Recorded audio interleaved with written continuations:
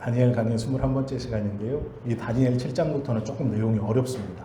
왜 그러냐면 다니엘이 꿈에서 본 환상을 다니엘 시대의 시각과 이스라엘 백성들의 시각과 또 현재 우리들의 시각, 이 세 가지 시각으로 볼 수 있어야 되기 때문에 다니엘 7장부터는 성경의 말씀을 제대로 가감없이 받기가 쉽지 않습니다. 그런데 말씀드린 것처럼 먼저는 다니엘의 상황에서 이 환상을 보고 또 그것을 이스라엘의 관점에서 해석을 하고 우리들의 지금 현재의 시각으로 적용을 해야 됩니다.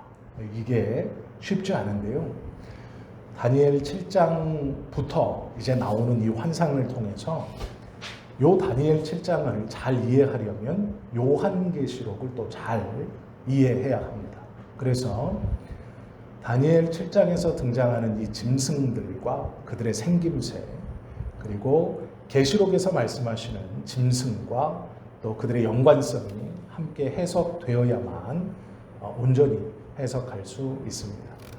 다니엘은 역사서가 아니고요, 묵시 문학입니다. 이게 무엇이냐면 미래에 대한 이야기들이 기록되어져 있어서 앞날을 내다보고 그것에 대한 하나님의 가르침과 하나님의 보여주심을 가지고 이제 해석, 이스라엘 백성들이 하나님께서 이렇게 세상 나라를 경영하시고 우리 이스라엘을 이렇게 이끌어 가시고 믿는 자들을 이렇게 보호하시는구나 라는 것을 해석하는 것이죠. 재미있으면서도 좀 어렵습니다. 재미있다는 것은 이런 비유나 환상들을 풀어가는 것에서 재미가 있고, 어렵다는 것은 그것이 정확한 해석이 아니기 때문에 어렵습니다. 그러나 성경을 해석하면서 신약 이후로 약 2000년 이후로 수많은 교부들 그리고 개혁교회의 목회자들이 기도하면서 성경을 벗어나지 않는 해석 안에서 우리가 가장 보편적이고 안전한 성경 해석으로 보려고 합니다. 그게 제 장점이기도 하고, 어느 곳에서 다니엘 7장은 이렇게 보는 것이다 라고 만약에 나누시더라도 큰 어려움 없이 그렇구나 라고 서로 이해하실 수 있는 그런 범위까지만 보려고 합니다. 다니엘 7장을 보려면 하나님의 나라라는 것이 머릿속에 바탕으로 깔려 있어야 됩니다. 하나님의 나라. 이 하나님의 나라는 천당과는 좀 다른 개념입니다. 하나님의 나라가 따로 있고 천당이 따로 있다 이런 말이 아니고요. 우리가 보편적으로 생각하는 천당이라는 것은 어느 개념이 강하냐면 죽어서 가는 곳, 이런 개념이 강합니다. 그러니까 육신이 죽어서 가는 곳, 천당. 요 천당이란 개념은 죽어서 가는 곳이라는 의미가 강하고요. 똑같은 말 같지만 하나님의 나라는 의미가 조금 다릅니다. 이 하나님의 나라는 죽어서도 가고 지금도 살고 이런 뜻입니다. 즉 하나님의 나라라고 했을 때 하나님의 나라는 죽어서 가는 곳, 그 의미도 있고 이 땅에서 믿음을 가지고 살아가는 곳이라는 의미도 갖고 있습니다. 천당은 죽어서 가는 곳이라는 의미가 굉장히 강하고, 하나님의 나라는 지금 우리가 사는 곳도 믿음을 가지고 하나님과 함께 사는 이곳이 하나님의 나라의 일부분이고, 죽어서도 가는 그곳도 하나님의 나라구나. 이 두 가지가 같이 있는 겁니다. 그래서 천당이라는 개념을 머릿속에 갖고 있으면 이 땅은 소망이 없죠. 왜냐하면 죽어서 가는 저 하나님의 나라, 천당이 진짜 좋은 곳이고, 그 천당이 하나님과 같이 있는 곳이고 나에게 정말 기쁜 곳이기 때문에 천당의 개념만을 가지고 있으면 이 땅의 삶이 좀 빨리빨리 지나가야 하는 고통, 어려움, 괴로움의 삶입니다. 그리고 어려움과 고통을 만나면 빨리 천당 가고 싶어요. 왜냐하면 죽어서 가는 나라이기 때문에 그렇습니다. 그런데 하나님의 나라의 개념은 조금 다릅니다. 어려움과 고통과 아픔이 있지만 그 어려움과 고통과 아픔이 없는 나라 천당 아니고, 어려움이 있지만 하나님과 함께 살아나가는, 하나님의 나라는 어느 곳이냐? 내가 죽어가는 하나님의 나라. 또 어려움이 있지만 하나님과 함께 이겨가며 견뎌가는 하나님의 나라. 이 두 가지 개념이 같이 있는 겁니다. 다니엘을 보려면 천당의 개념인 하나님의 나라가 아니고 지금을 살아가는 하나님의 나라의 개념, 이 개념이 머릿속에 있어야 이해가 된다라는 것이죠. 제가 하나하나씩 잘 설명을 해보겠습니다. 다니엘 7장에는 짐승이 나옵니다. 이 짐승은 나라들을 뜻합니다. 그리고 이 짐승은 생김새가 다 다르게 생겼습니다. 먼저 7장은 이렇게 시작합니다. 바벨론 벨사살 왕 원년에, 바벨론, 우리가 앞에서 보았던 느부갓네살, 페르시아의 느부갓네살 왕 앞에 바벨론 왕이 있었습니다. 요 바벨론이 제국을 이룬 지 첫 해, 다니엘이 잠을 자다가 환상을 보았고라고 쓰지 않고 환상을 받고라고 썼습니다. 이 단어들이 굉장히 중요한 말인데, 환상이라는 단어는 내가 실제적으로 눈으로 보지 못했던 겁니다. 예를 들어 이런 겁니다. 꿈에 토끼를 봤어요. 토끼. 그런데 그날 아침에 동물원에 가서 토끼를 봤습니다. 자, 낮에 내가 눈으로 토끼를 보고 저녁에 잠을 자다가 꿈에 토끼를 봤습니다. 그러면 우리는 이걸 환상이라고 말하지 않아요. 환상이라는 건 본 적 없는 것을 본 것.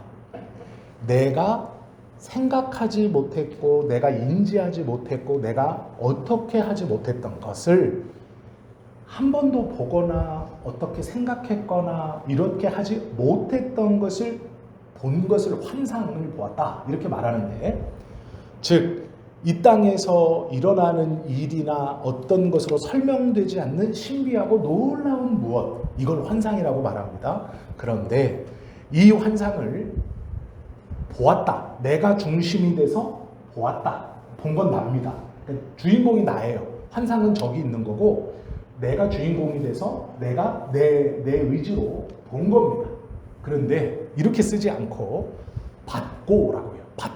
받고라는 말은 나는 수동적이고 주는 분이 있는 거예요. 환상이라는 것, 한 번도 내가 꿈꿔보지 못했고 생각해보지 못한 것을 준 겁니다.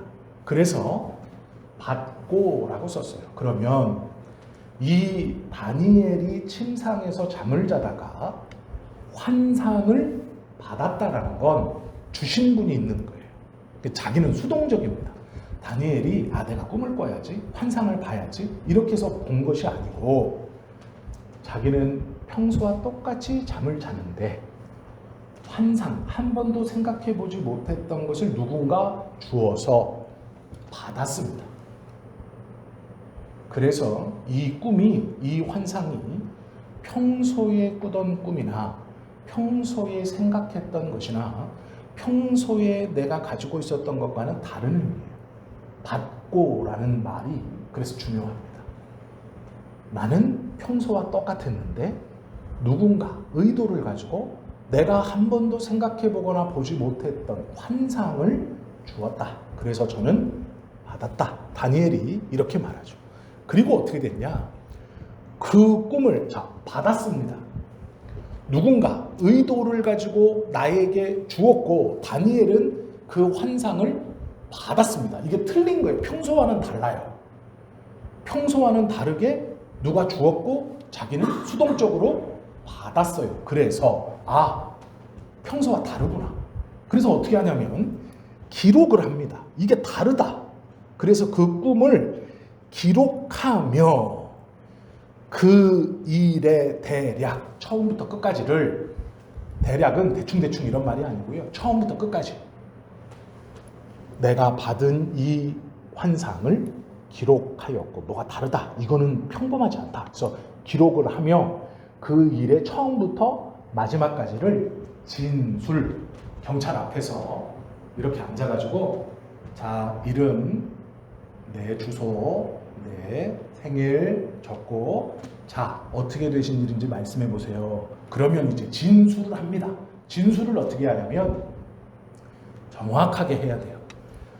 시간 순서대로 정확하게, 여기 했다가 여기 얘기했다가 여기 얘기했다가 여기 얘기했다, 이렇게 하는 게 아니고, 진술은 앞에서부터 시간 순서대로 정확하게, 예, 제가 6시에 일어나서 세면을 하고 6시 30분 버스를 타고 출근을 하기 위해서 평소와 마찬가지로 25분에 집에서 나왔습니다.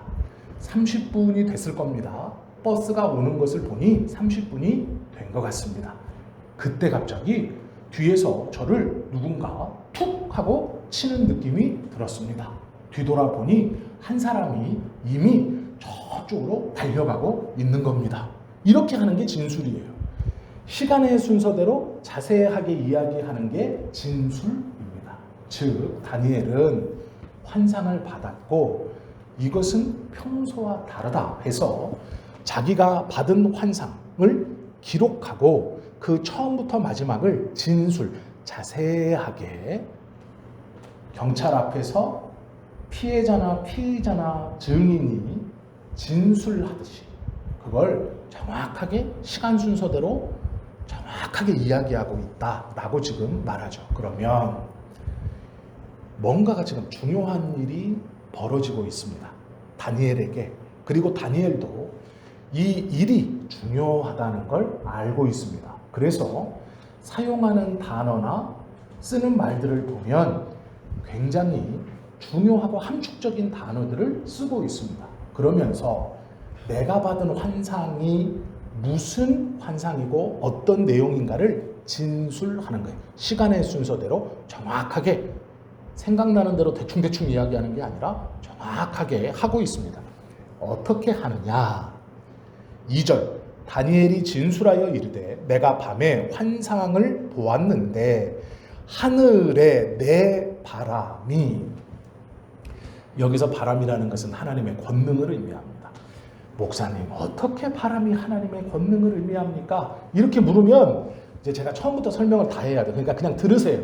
아, 바람은 하나님의 권능. 자, 이걸 왜 그렇게 들어야 되냐면 지금 이제 7장에서 요 환상이 출발하고 있습니다.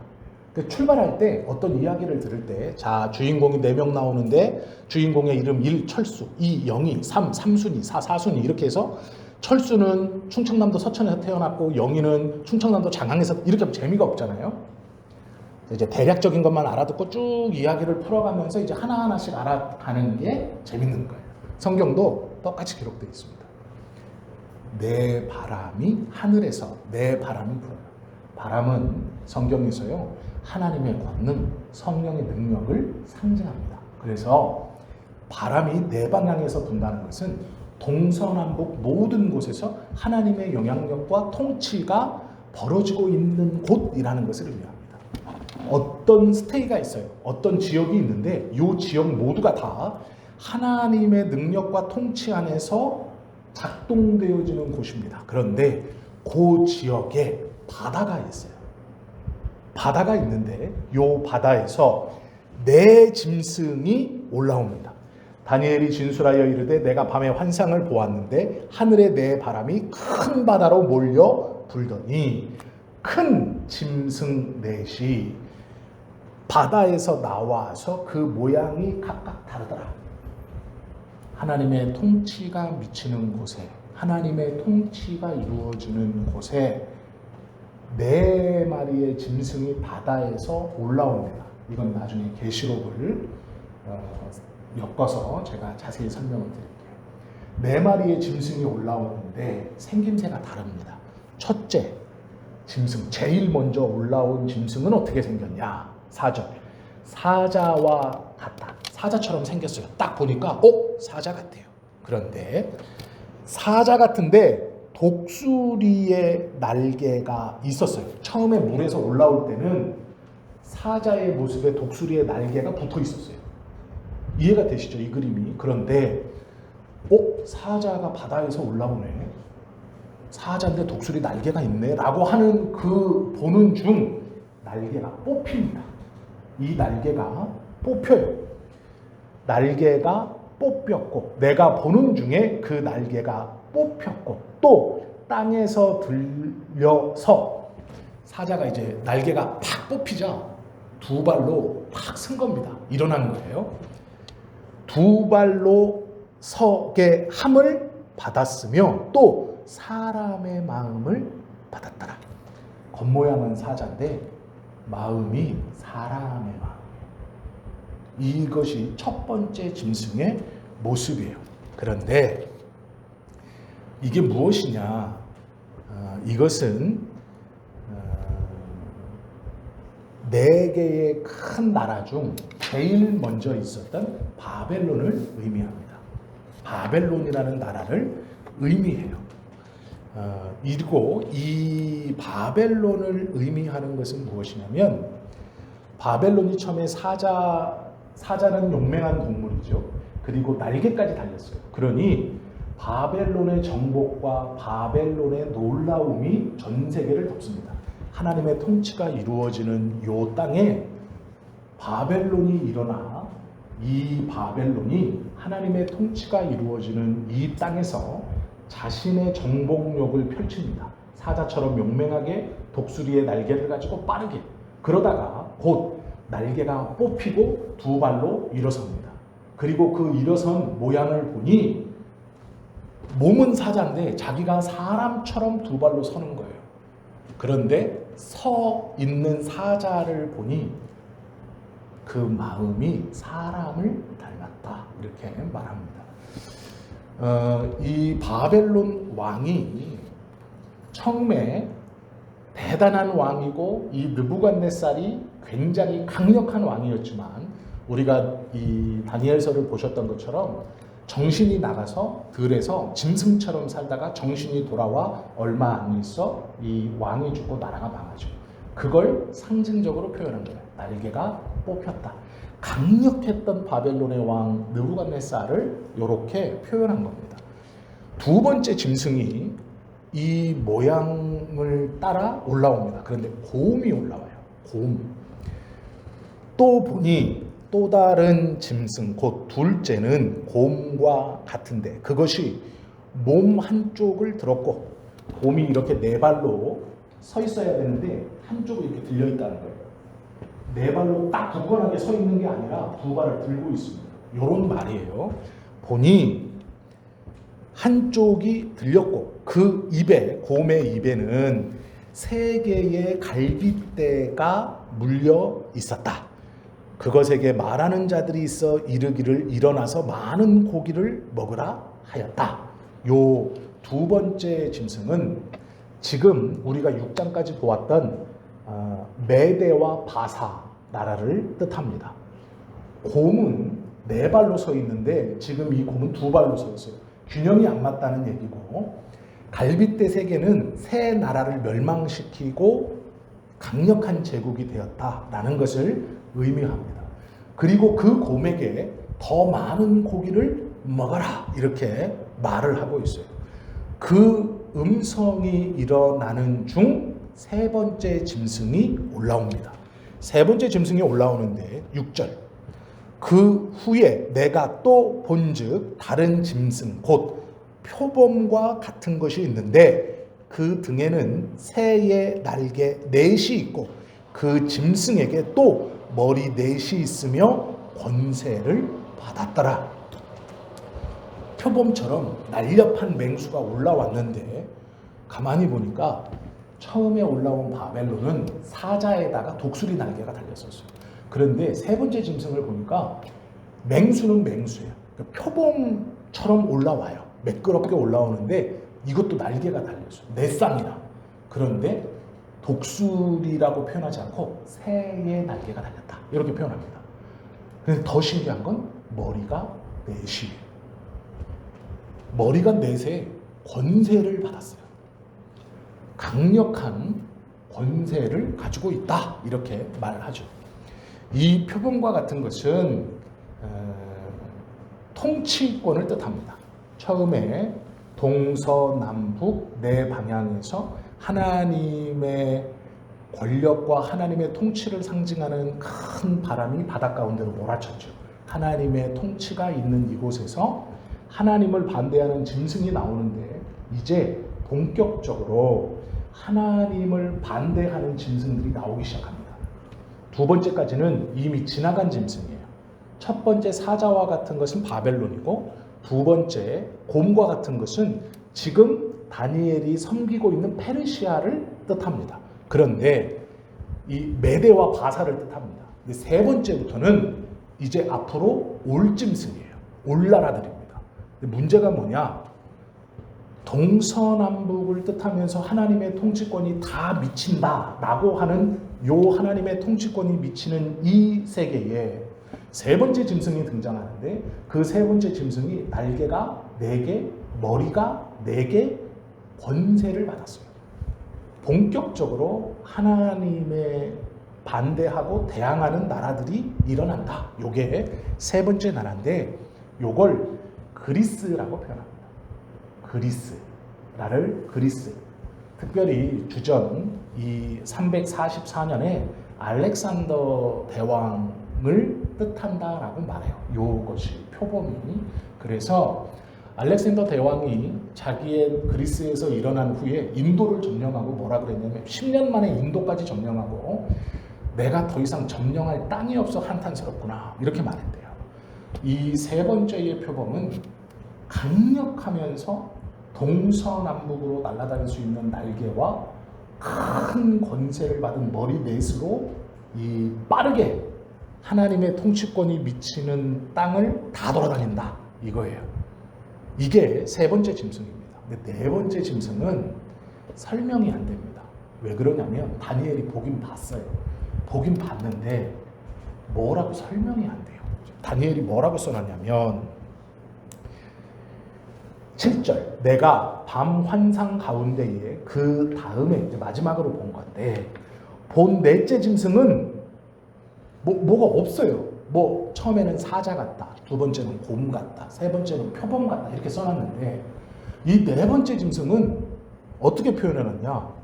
무섭고 놀라우며 또 매우 강하며 또 쇠로 된 큰 이가 있어서 먹고 부서뜨리고 그 나머지는 발로 밟았으며 이 짐승은 그러니까 짐승은 짐승이에요. 이도 막 근데 쇠로 막 이가 나 있어요. 그리고 발로 부신다는 거 보면 짐승은 짐승이에요. 분명히 짐승인데 본 적이 없어요. 비슷한 걸 찾을 수가 없어요. 어떤 짐승인지 모르겠어요. 그 딱 보자마자 무섭고 놀랍고 두렵고 이런 모양이에요. 그 모양이 없어요. 그런데 이 짐승이 어떻냐? 전에 모든 짐승과 다르고 그 전에 봤던 사자나 곰이나 표범과 다르고 또 10뿔이 있어요. 머리가 몇 개인지 나오진 않는데 뿔이 10개가 있어요.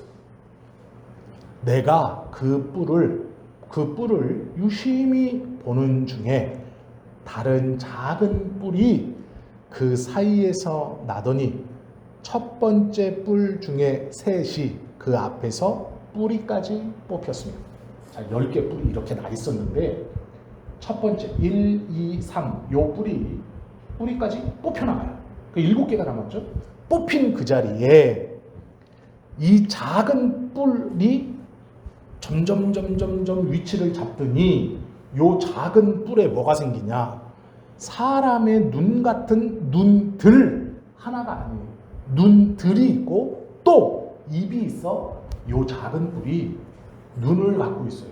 그리고 입도 갖고 있는데 요 작은 뿔이 그 입을 가지고 큰 말을 하더라. 이렇게 말해요. 입은 작은데 작은 뿔인데 눈들도 있고 입도 있는 그 뿔이 그 입에서 큰 말을 하더라. 이걸 본 거예요. 이게 네 번째 짐승입니다.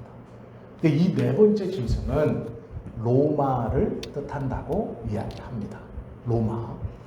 첫 번째 이 사자라는 것은 바벨론을 의미하고, 두 번째 곰은 메대와 바사를 의미하고, 세 번째 표범은 그리스를 의미하고, 네 번째 흉악한 짐승은 로마를 의미한다라는 것이 전통적 신학적 해석이에요.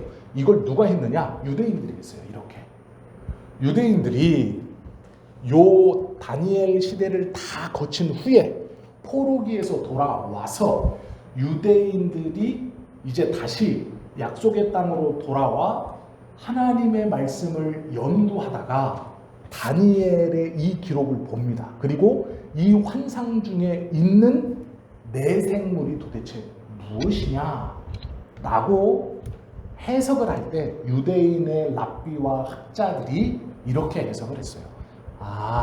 이건 하나님의 통치가 전 세계에 미치는, 동서남북에서 큰 바람, 하나님의 힘이 미치는 땅에 하나님을 대적하는 나라가 일어나는데, 이 대적하는 나라는 쉽게 말하면 이스라엘을 잡아먹는 나라예요. 이스라엘을 괴롭게 하는 나라예요. 그래서 이스라엘을 정복한 나라예요. 그런데 요 네 나라 모두가 다 제국입니다. 그러니까 이스라엘뿐만 아니라 지중해 연안을 다 잡아먹은 나라들이에요. 자기 땅으로. 그런데 첫 번째 다니엘이 본 사자와 같은 모양은 바벨론일 것이다. 그리고 그 뒤에 일어난 곰과 같은 것은 바벨론을 무너뜨리고 일어난 메대와 바사 나라일 것이다. 그 제국이다. 그리고 세 번째 표범과 같은 것은 그 다음에 일어난 그리스, 헬라 문화권을, 헬라를 말하는 것이다. 그리고 상상할 수 없는 이 짐승은 로마가 분명하다. 왜냐하면 로마는 이스라엘에게 있어서 가장 강력하고 그 다니엘서를 해석할 때 영향을 미치고 있었던 것이 로마예요. 그렇기 때문에 자신들이 당하는 일이 제일 괴로운 일이죠. 모든 사람은요, 자기가 당할 때 그 일이 제일 괴롭습니다. 그래서 로마가 제일 강력하고 두렵고 무서운 존재예요. 그래서 이 네 번째 이 짐승을 로마라고 유대인 랍비들이 해석했고, 그 전통을 받아 약 1500년 이상을 다 로마라고 생각했어요. 그리고 지금까지 그렇게 해석을 하고 있습니다. 계시록에서도 이 큰 짐승을 로마라고 해요. 왜 그러냐면 유대인들에게 있어서 로마라는 나라는 예수 그리스도가 이 땅에 오셨을 때 로마가 지배했던 시대예요. 그리고 예수 그리스도가 승천하시고 제자들이 활동할 때도 로마가 지배했던 시대예요. 그러니까 초대 교회에 있어서 로마는 자기들을 핍박하는 가장 두렵고 무서운 존재였습니다. 믿는 자들을 다 죽이면서 믿음을 말살해가는 그런 두렵고 흉악한 큰 짐승과 같은 것이었어요. 지금 다니엘은요, 포로기 중입니다. 자기 개인은, 그리고 유대인 몇은 높은 관직에도 올라와 있고, 그러나 유대인들, 자기를 제외한 대부분의 유대인들은 다 포로 상태입니다. 시간이 400년이 지났지만 포로 상태를, 시간이 70년이 거의 다 지났지만 포로 상태라는 것의 정체가 변하지 않아요. 그래서 이게 무슨 얘기냐면 다니엘도 원래 신분은 포로입니다. 그런데 탁월함을 인정받아 총리가 됐어요. 그래서 자기 하나는 사는데 문제 없습니다. 근데 문제는 같이 끌려온 이스라엘 백성이나 이 페르시아의 지배 아래에 있는 모든 이스라엘 백성들은 다 지금 포로기예요. 고난당하고 아픔당하고 고통받고 핍박 가운데 있는 사람들입니다. 그 사람들이 있는 그곳에 다니엘이 환상을 받아서 이건 뭔가 특별하다, 이렇게 해서 기록하고 진술해요. 내가 내 짐승을 보았다. 그런데 이 환상이 어떻게 끝나느냐? 비참하게 끝납니다. 어떻게 비참하게 끝나느냐? 이렇게 끝나요. 우리가 읽었던 것처럼 21절, 7장 21절을 보세요. 이런 환상, 저런 환상, 이런 짐승, 이런 짐승 그랬는데, 자, 이 짐승들이 그냥 나타났다가 사라지는 게 아니고요. 자기가 보니까 성도와 싸웁니다. 21절 내가 본즉 이 뿔이 성도들과 더불어 싸워 그들에게 이겼다. 이렇게 말해요. 진 거예요. 믿는 사람들이 이 짐승에게 집니다. 하나님의 통치가 이루어지던 어느 곳에 그 통치에 반대하는 네 짐승이 올라왔는데 그 네 짐승이 차례대로 올라왔다가 사라집니다. 사라짐과 동시에 새로운 짐승이 올라와요. 처음에는 사자가 올라왔고 그 다음에는 곰이 올라왔고 그 다음에는 표범이 올라오고 그 다음에는 형용할 수 없이 두려운 짐승이 올라왔어요. 그런데 이 짐승이 올라왔는데 이 짐승은 두렵고 무섭습니다. 그런데 이 짐승에게는 10뿔이 있었어요. 근데 이 10뿔 중에 어느 순간 작은 뿔이 하나 돋아나더니 앞에 있는 새 뿔을 뿌리채 뽑아 내동댕이 치고 그 작은 뿔이 그 새 자리에 혼자서 자리를 잡고 요 혼자 있었던 이 작은 뿔을 가만히 보니 눈들이 막 박혀 있어요. 그리고 그곳에 입이 있어서 큰 소리로 말합니다. 이 뿔을 가진 짐승이 성도와 싸웁니다. 그런데 결국 성도가 져요. 이게 환상의 내용이에요. 그러면 이게 무슨 말입니까? 졌다는 거예요. 졌다는 거. 성도가 졌어요. 성도가 졌다는 건 뭡니까? 하나님의 통치가 이루어지던 어느 땅에 하나님을 반대하는 짐승이 있었는데 하나님의 통치를 받던 성도들이 결국 이 짐승과 싸워 졌다는 거예요. 이해가 되시죠? 이게 꿈의 내용이에요. 그러면 이 꿈의 내용의 해석이 어떻게 됩니까? 망했다라는 거죠. 망했다. 하나님을 믿는 백성들이 이 짐승에게 결국은 졌다라는 거예요. 졌다. 그러면 망했다. 그러면 하나님의 통치가 미치던 어느 곳, 그곳에 하나님을 반대하던 짐승, 그런데 결국 하나님의 통치를 받던 성도들과 싸워 짐승이 이겼어요. 그러면 이 성도들, 우리 믿는 자의 입장에서는 더 이상 소망이 없어요. 세상은 두렵고 무섭습니다. 세상은 권위가 있고 힘이 있어요. 그런데 우리는 하나님을 믿는 믿음으로 세상과 대치하면서 싸워요. 그래서 그 세상과 믿음으로 싸우며 살아가요. 그런데 결론은 어떻게 났느냐? 졌어요. 짐승이 이겼습니다. 그러면 절망해요. 소망이 없어요. 내가 당하는 고통에 희망이 없어요. 증거는 끝난 겁니다. 패배, 잡아먹혀 우격우격 씹어서 끝났어요. 그러면 이 믿음을 가지고 이 땅을 대적하며 살아가는 것이 소망이 없죠. 그러니 뭘 구해야 돼요? 천당. 얼른 죽어 천당 가야 돼요. 얼른 이 땅의 고통을 풀풀 털어버리고 천당 가야 돼요. 우리의 신앙이 이렇게 돼 있었어요. 이 땅은 고생하는 거, 에이, 미련도 없어요. 저는 죽어 천국 가면 돼. 죽어 천당 갈래. 내 소망은 천당 가는 거예요. 이 땅은 어차피 고생이에요. 사람 믿을 것 없어요. 뭐 사랑 믿을 것 없어요. 뭐 친구 믿을 것 없어요. 이 땅은 어차피 저 짐승 같은 저것이 어차피 잡아먹고 우리는 이길 수 없는 이곳이에요. 그럼 절망이에요. 회의주의에 빠지고 포기하는 게 빠르죠. 그리고 소망하는 건 천국이죠. 먹혀 죽든 늙어 죽든 굶어 죽든 어쨌든 천국, 하나님의 나라, 죽어가는 그 나라. 그런데 오늘 본문은 그렇게 안 끝나요. 22절이 하이라이트예요. 21절 보세요. 내가 본즉 이 뿔이 성도들과 더불어 싸워 그들에게 이겼더니, 자, 짐승이 이겼어요. 그런데 곧바로 어떤 일이 벌어지느냐? 22절, 옛적부터 항상 계신 이가 와서, 그 싸움터에 와요. 이건 능동적입니다. 와요. 스스로 찾아오신다는 거예요. 와서 지극히 높으신 이의 성도들을 위하여. 믿음을 가지고 세상과 덤벼들어 비록 패배했지만 세상과 덤벼들었던 믿음을 가지고 살았던 그 성도들을 뭐라고 표현하냐면 지극히 높으신 이의 성도들, 이렇게 말해요. 를 위하여. 원한을 풀어주셨고 때가 이름에 성도들이 나라를 얻었더라. 이렇게 말해요. 이게 이야기의 끝입니다. 환상의 끝이에요. 잘 보세요. 다니엘 7장 1절부터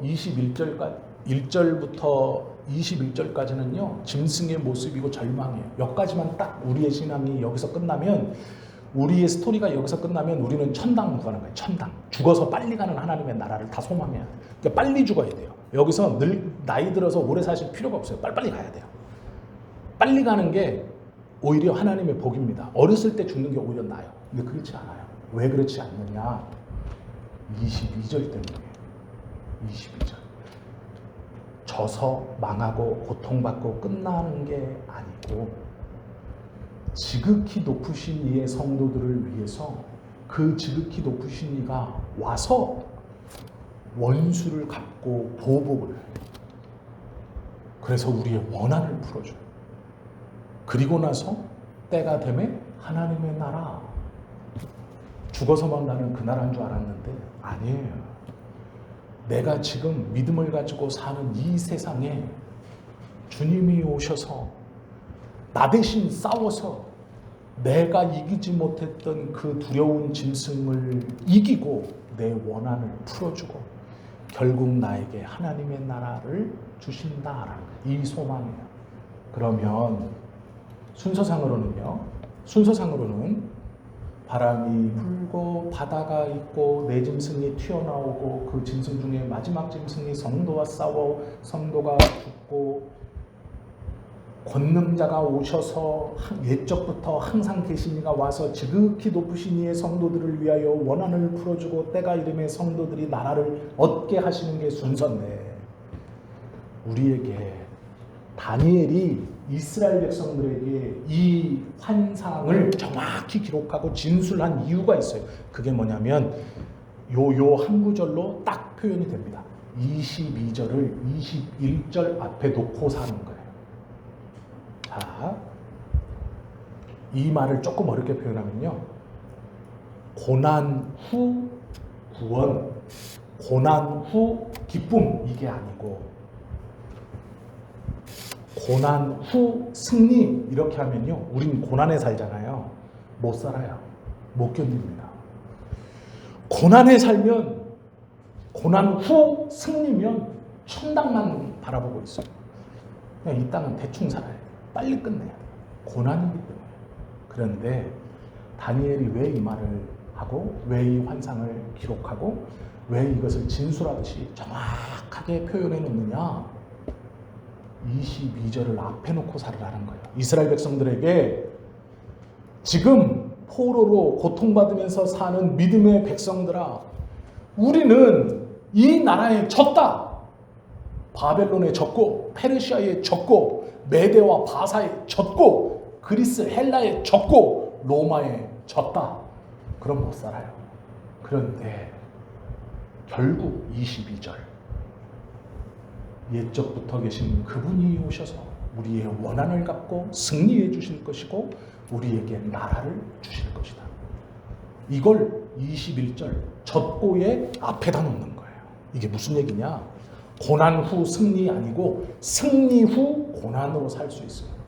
승리했다라는 그 승리가 우리 앞에 있을 때, 지금 나는 졌어요. 세상에 질 수밖에 없어요. 그럼 포기해야 되느냐? 아니에요. 결국 승리하신 그리스도를 앞에 놓는 거예요. 패배 앞에, 21절 앞에 22절을 갖다 놓고 22절의 승리를 앞에 놓고 21절을 사는 거예요. 그러면 견딜 수 있죠. 고난 앞에, 고난 뒤에 승리를 놓으면 못 견뎌요. 우리는 이걸 견딜 만한 힘이 없습니다. 우리는 이 고통을 견뎌낼 만한 힘이 우리에겐 없어요. 그런데 22절을 앞에다 두면 옛적부터 계신 그 하나님이 나의 패배 앞에 있어요. 나의 고난 앞에 있어요. 이것이 믿음이고 이것이 소망이에요. 이것이 하나님이 우리에게 주시는 믿는 자의 삶의 태도예요. 나는 질 거야. 나는 패배할 거야, 나는 고통받을 거야, 그리고 천국 가서 행복할 거야가 아니고 결국 승리할 거야. 하나님은 보복하실 거야.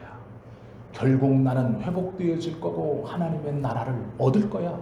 그러면 오늘을 또다시 머리통 깨지게 살 수 있어요. 죄송합니다, 표현이. 포기하지 않고 살 수 있어요. 왜요?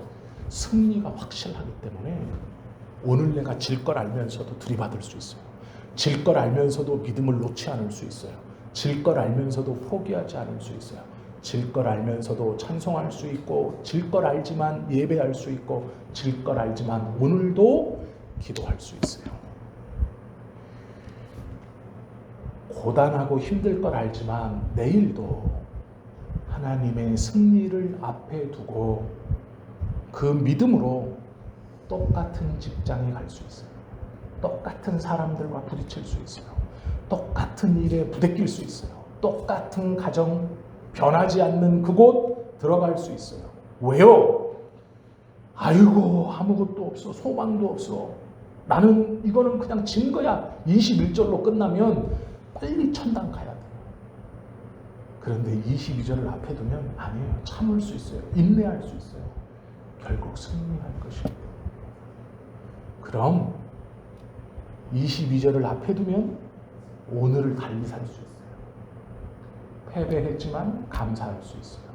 성공하지 못했지만 포기하지 않을 수 있어요. 결국 승리할 것이고 나에게 하나님의 나라, 죽어서 가는 천당 아니라 오늘을 사는 하나님의 나라가 나에게 주어졌다는 걸 알기 때문이에요. 그래서 이 이야기가 하나로 되어 있습니다. 딱 끊어지지 않아요.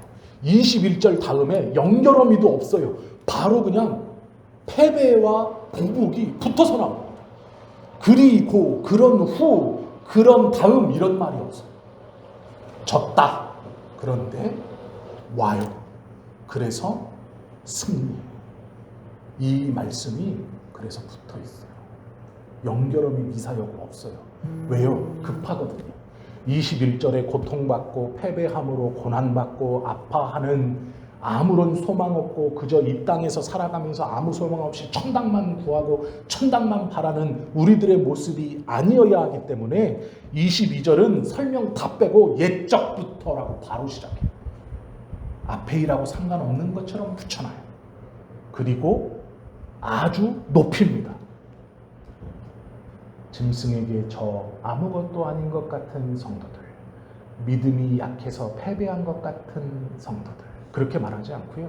지극히 높으신 이의 성도들, 그들을 위하여 졌는데 그 성도들을 높이고 있어요. 먹혔는데 패배해서 끝난 것 같은데 아니라는 거예요. 높여요. 그들을 위하여. 성경에서요, 성도라는 말을 잘 안 씁니다. 이 성경책을 가만히 읽어보시면요, 믿는 자들을 향해서 성도라는 말을 잘 안 써요. 이스라엘 백성이라고 쓰거나 하나님의 백성이라고 쓸 수도 있고 믿는 자들 뭐 이렇게 쓰기도 하고 그렇지만 성도라는 말 잘 안 써요. 그런데요, 다니엘은 구약입니다. 그런데 놀랍게도요, 다니엘이 환상을 봤어요. 그런데 이스라엘 백성이라고 쓰지 않고요, 다니엘의 입장에서 하나님을 믿는 사람은 이스라엘 백성이에요. 이스라엘 백성에서 이 범위가 넓어지는 건 예수님이 죽은 뒤 바울이 복음을 전하며 넓어지는 거예요. 이 폼이. 하나님을 믿는 백성이라는 이 말이 그냥 하나님 믿는 사람 하면 그냥 이스라엘 백성이었어요. 이게 그냥 1대1입니다. 나는 이스라엘 사람이야. 그러면 너 하나님 믿는 사람이구나. 나는 하나님 믿는 사람이야. 너 이스라엘 사람이구나. 유대인이구나. 그냥 이게 1대1이에요. 그런데 놀랍게도 다니엘은요, 성도라고 써요. 거룩한 무리라는 뜻이에요. 거룩한 무리. 그런데 일반 성도도 그냥 성도가 아니야. 지극히 높으신 이의 성도들을 위하여라고 말해요. 이것이 얼마나 놀라운 표현인지, 성경에 얼마나 놀라운 단어들인지 우리가 아실 수 있어요. 22장을 22절을 21절 앞에 놓고 사는 사람은 감사할 수 있고 찬송할 수 있어요. 21절의 일을 당해도 22절이 앞에 있으니 포기하지 않아요. 절망하지 않습니다. 오전에 말씀드렸던 두려워하지 말고 믿기만 하라. 두려움으로 끝나는 게 아니에요. 딸이 죽었잖아요. 끝난 거죠? 아니요. 그렇게 말하지 않아요. 똑같아요. 믿음이 뭐냐? 똑같아요. 22절을 21절 앞에 두고 사는 사람. 22절을 21절 앞에 두고 다니는 사람은 21절을 살고 22절을 기대하는 사람과 다른 삶을 살아요. 천당만을 꿈꾸면 이 땅은 소망이 없고 22절 하나님의 나라를 품고 사는 사람은 이 땅에서 또 도전하고 포기하지 않고 메어달리고 은혜를 붙들 수 있어요. 이것이 다니엘이요. 환상을 받아 이건 다르다.